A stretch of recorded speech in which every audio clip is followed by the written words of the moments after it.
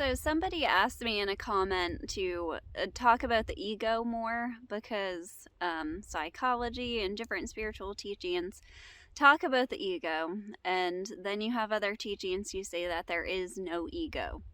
Um, so ultimately, like, my favorite way of saying it is that there is no ego.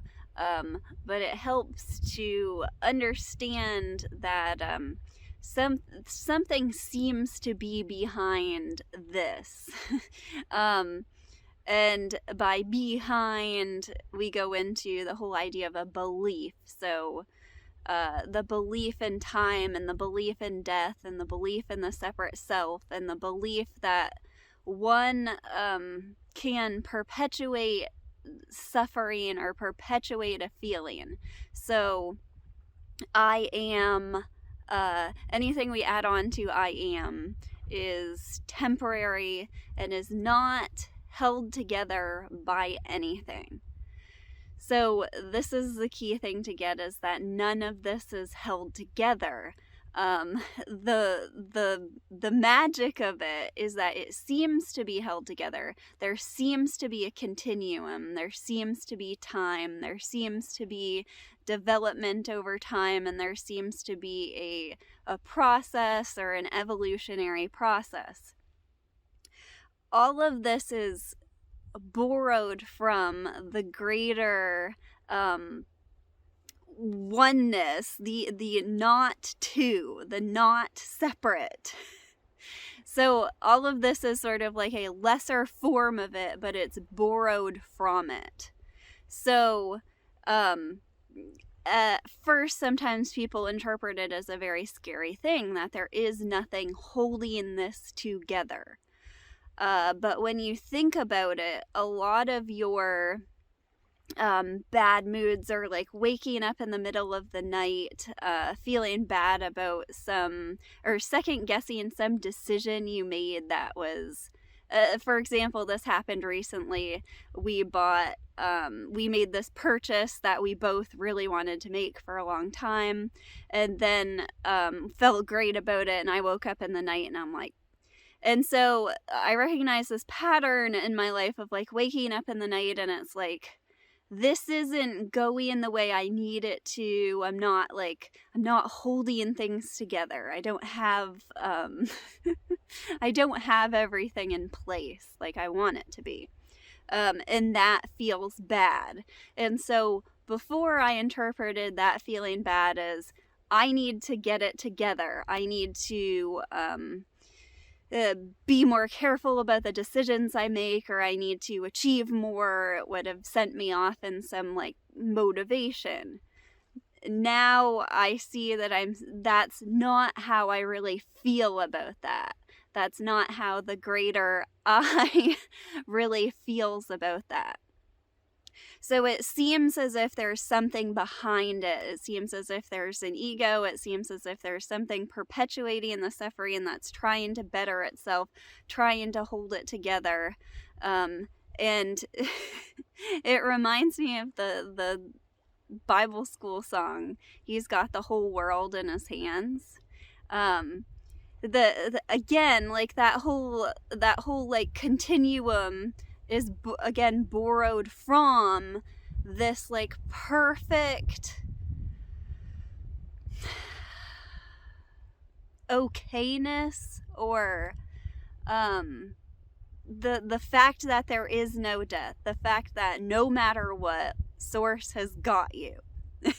So he's got the whole world in his hands, but he doesn't have any hands, and he is not a he. So there's nothing holding this together. And it's funny that what we believe to be our security, what we believe to be our safety net, and what we believe to be us is actually the root of that suffering. So if, for example, you really watch what happens when you get into a funk or a depression or a low mood, there's very often I don't want to feel this way. I don't want to feel this way. Here we go again. And so the I am not feeling good. I am depressed. I am worried about this, holds it into place.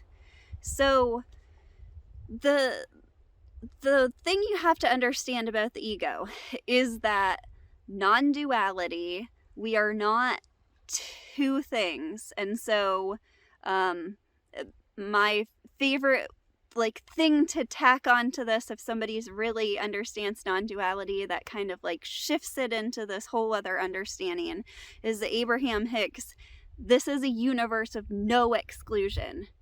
So when you try to get rid of the ego, that's the holding in place, is trying to get rid of, so it just holds it in place.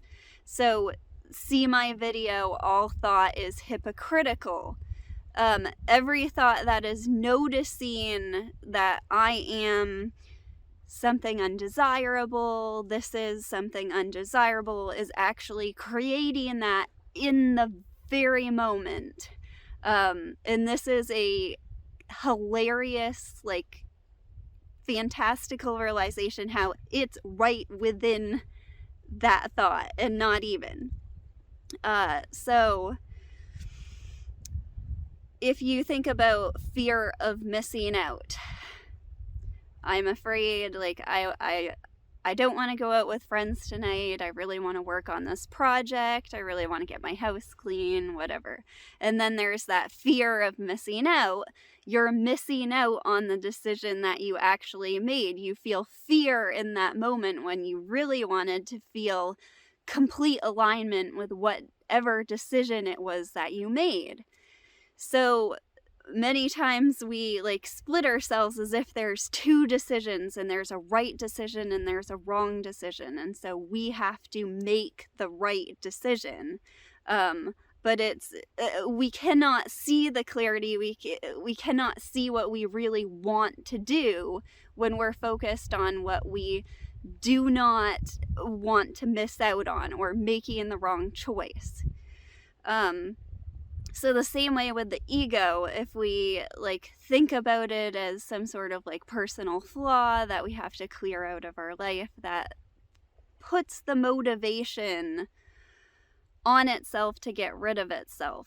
It's a very helpful term. It helps to understand a system of beliefs behind this, and a lot of the things that we were taught as kids about how we needed to act and hold ourselves in line, and the whole idea of the superego. It's very interesting to look at and understand, but ultimately, in your direct experience, in the present moment, which is not separate from past and future, there's nothing holding this together. So there's also terms like shadow work and going back into your past. But if you do that from the point of motivation of trying to clean things up, you end up rewriting these stories, because this is the shocking and illogical thing about it, is that there is no continuum of your life. But if we completely write off the idea of shadow work, it's something that happens, is that when we let go of thoughts, greater understanding fills in. And so sometimes Source just rewrites our past for us, and we see things that we never did see at the time, and that helps us to kind of understand the authorship behind it, and allows us to step out of the self that those things happen to. So there was something really, really profound that came to me, and then I went off on a bunny trail. What was it?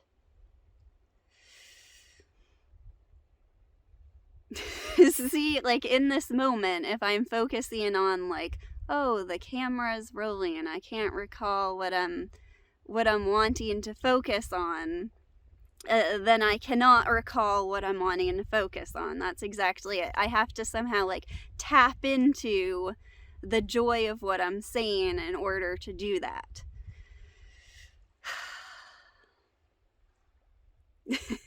So that's a lot of what we do, is we continually like spin. I don't want to think of that thought. I don't want to do that. Okay, it came to me.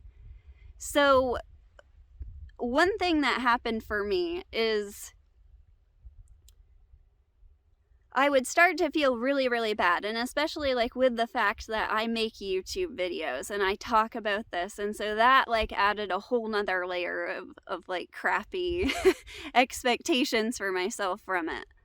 But when I would like suffer, there would be this extra layer of, oh, I'm still somebody who suffers.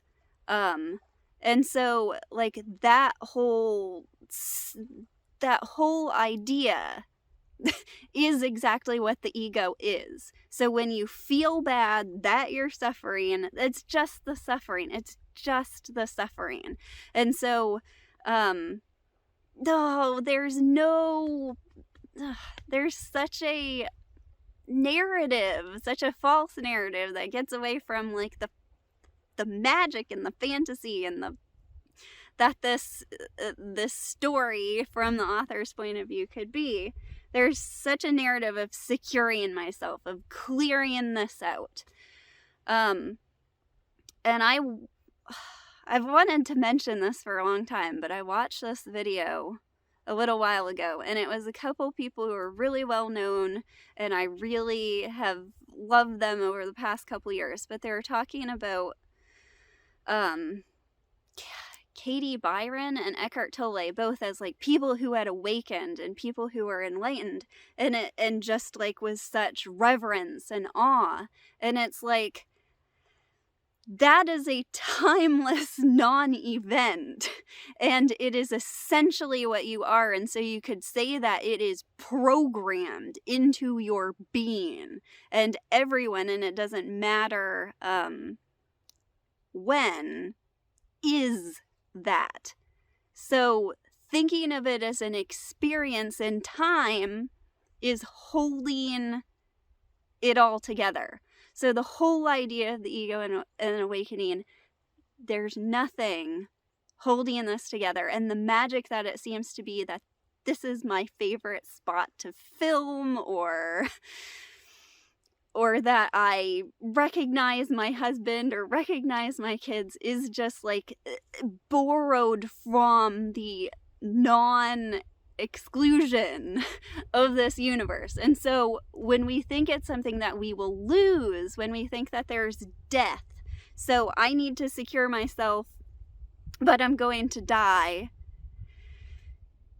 there was no beginning to this. There's no end to this. It's already, and that is, sometimes we color over with like, there's no death, with another idea of loss, that this has no ground, that nothing's holding it together. There is no loss. There never, ever was. So the way to realize that there's nothing holding this together is to go to your direct experience, or to meditate and drop the thoughts. So we believe that we are in a body. We've never experienced the body as a whole. We've never experienced the body except for sensations and sights, and it's a thought. The idea that it's like a whole or a separate thing for our environment is completely a thought. And then we seemingly like store the sort of like sense or feelings of this. So in meditation, there's this complete relaxation of that seeming like tension of what's holding this all together. So one of my videos that was just like inspired by a rubber band about non-duality and tensions kind of comes into play here. But it's nothing that you can understand, which is why sometimes the thought of it seems scary. Oh, there's nothing holding this together. There's no past and future. This is all of a sudden. I'm thinking right now of Stonehenge. I came into being, and then I learned about Stonehenge, but Stonehenge was supposedly before me. Like there's no an experience when you really, even when you really think about it, there's no continuum. But when you feel in meditation, when you close your eyes and you're dropping in that whole sense, and you really just feel your experience, you feel the like bliss of boundlessness. That is what we really are. So understanding it as much as you can, talk about it as much as you can, understand it as in a philosophical way, will not substitute for what you truly want, which is the actual like love, freedom of it. Just like the idea of love, oh, I love you, is not the feeling of love. Again, like the expression of love is borrowed from that greater and never separate from it. So meditation, focusing on your breath. I wish I really wasn't into meditation very much at the start of this, and now I understand what a fantastic, it's just fantastic. And you can, like, if you focus on breathing deeply throughout the day, or you focus on breathing from the stomach, there's this kind of satisfaction that you can just tap into, like, whenever you want. That's better than like food or sex, or different from, maybe not better than, but is more satisfying than being hungry and eating a meal or something like that. And that's just, it's there all the time. It's always been there. And so it's like kind of like relaxing the thoughts. And when you sit to meditate and you're like, I can't do this anymore, I want to get up, I'm just, ugh, and these thoughts that really seem to have like a bite to it come up, you see that it's just like the very popular analogy of the clouds going through the sky. It's gone, and there's the other, and you focus on the breath, and you see the focus. You can't get rid of the tensions. You can see that they're not actually here.